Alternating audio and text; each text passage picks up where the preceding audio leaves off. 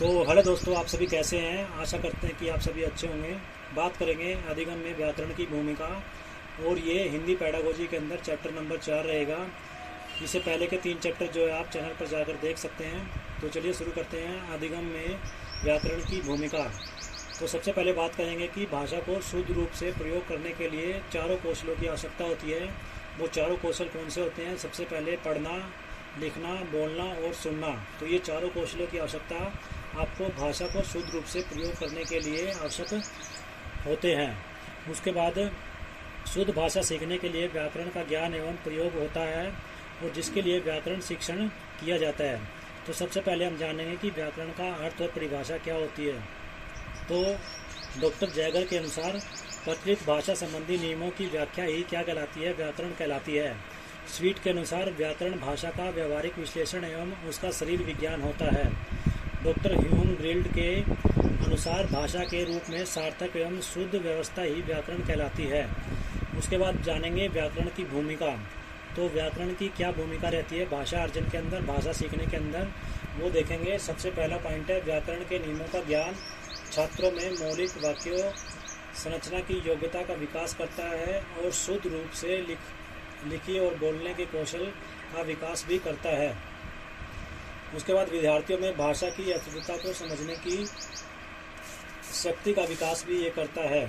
विद्यार्थियों को शुद्ध उच्चारण और शिक्षा प्रदान करना भी व्याकरण का ही काम होता है।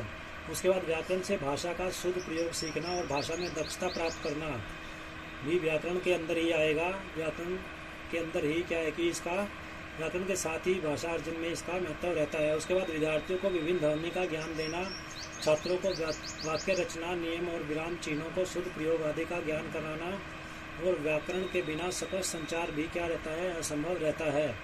व्याकरण विधियों को शुद्ध सूक्ति, लोकोक्ति, मुहावरे आदि का अर्थ निकालने का योग्य जो है बनाती है। उसके बाद व्याकरण द्वारा संप्रेषण और लेखन कौशल का विकास। तो संप्रेषण तथा लेखन कौशल के विकास में व्याकरण की भूमिका बहुत ही महत्व होता है। उसमें क्या है कि बिना व्याकरण के ज्ञान के संप्रेषण तथा लेखन कौशल का विकास संभव नहीं हो पाता है। संप्रेषण कौशल की जब बात आती है तो संप्रेषण कौशल के विकास में व्याकरण की बहुत ही अधिक महत्वपूर्ण भूमिका होती है। इसके 5 पॉइंट दिए गए हैं, वो 5 पॉइंटों को हम देख लेते हैं। तो सबसे पहले यह बालकों में ऐसी अक्षमता का विकास करने में सहायक होता है जिससे कि वे अपने भावों को शुद्ध रूप से व्यक्त कर सकें। बालकों के अशुद्ध उच्चारण को शुद्ध करने में सहायक होता है। उसके बाद इसके ज्ञान से बालकों में ऐसी अक्षमता का विकास होता है कि बालक प्रश्नों का उत्तर प्रभावपूर्ण तरीके से दे सके। उसके बाद यह बच्चों में भाषा संबंधी अभिव्यक्ति का विकास करने में भी सहायक होता है। भाषा जो है उसके अंदर क्या है कि व्याकरण शुद्ध एवं सही वाचन का अभ्यास करने में सहायक होता है। उसके बाद लेखन कौशल की अगर बात करें तो लेखन कौशल में के विकास में जो है व्याकरण का किस प्रकार से महत्व रहता है, तो उसके भी कुछ पॉइंट्स हम जान लेते हैं। सबसे पहले व्याकरण ज्ञान से छात्र पढ़ी और सुनी हुई बातों को शुद्ध रूप से और विराम चिन्हों का सही प्रयोग करते हुए लेखन कौशल का विकास कर सकते हैं।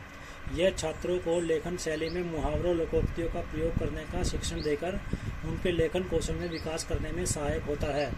व्याकरण से छात्रों में विभिन्न नए नए शब्दों की समझ विकसित हो जाती है, जिसका प्रयोग करके भी अपने लेखन कौशल का विकास छात्र जो है कर सकते हैं। यह छात्रों के गद्य पद्य में अंतर समझाकर उनके लेखन कौशल का विकास करने में सहायक होता है। व्याकरण छात्रों के लेखन में संज्ञा, सर्वनाम, विशेषण, क्रिया, प्रत्यय, उत्तर, तत्सम शब्द, तद्भव शब्द आदि के प्रयोग से उनके लेखन कौशल में विकास करने में सहायक होता है। तो ये था हिंदी पैडागोजी का चैप्टर नंबर 4 जो था हमारा अधिगम में व्याकरण की भूमिका। इससे पहले के 3 चैप्टर और